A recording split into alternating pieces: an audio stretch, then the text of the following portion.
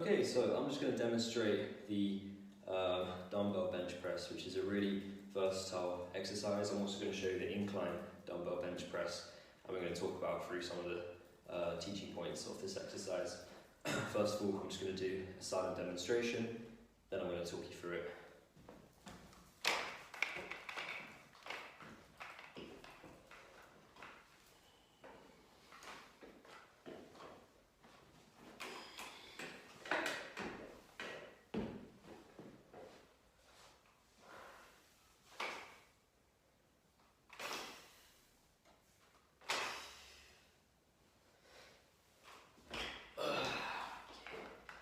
So, first thing to think about with the bench press is foot position. So, when I'm in the bench press position, what you'll notice is that my foot is actually underneath my knee.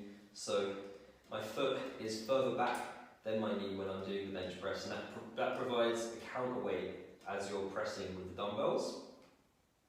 You'll actually feel a little bit of a glute squeeze in this position, and you should feel that, and you will feel a little bit of a stretch on your quads, and this is going to provide the counterweight whilst you bench press.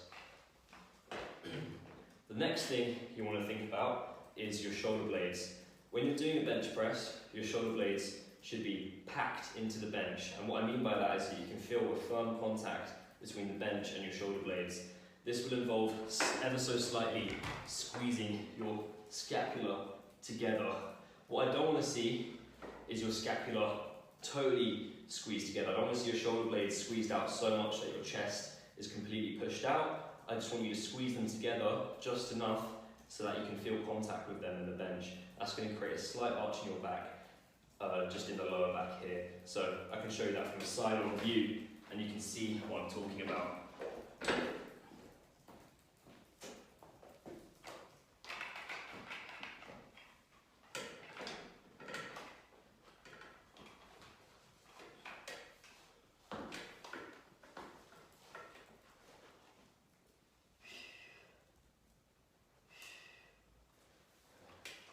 Next thing I want to show you is the angle of your shoulder as you're doing the bench press. Many people will bench press with boxed shoulders like this, so the elbows and their shoulder are basically in line with each other.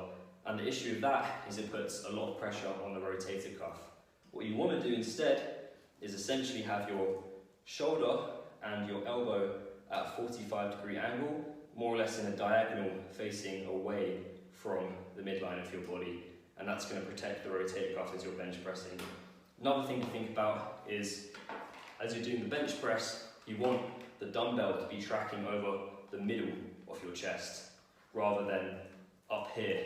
You don't want the dumbbell too close to your neck or too low down either. You want it in the middle of your chest. And that's going to create really good technique, it's going to protect your shoulder, and it's going to make sure you're getting the most out of the exercise. And that's how you correctly do the bench press. I'm just going to quickly show you what to look out for if you're doing an incline bench. So, if you're doing an incline bench, you want to just put the bench onto the first rung here, and that's going to create a nice 30 to 45-degree angle, which is what we're looking for the incline bench. A few things to look out for is when people do the incline bench, they tend to put the dumbbells higher when they're benching. What you want to make sure is that the dumbbells are still tracking over the middle of your chest. You don't want them tracking up here where your neck is, you want them in the middle of your chest. That's going to create the correct amount of muscle incorporation from your chest and your shoulders. And that is the bench press and incline bench press.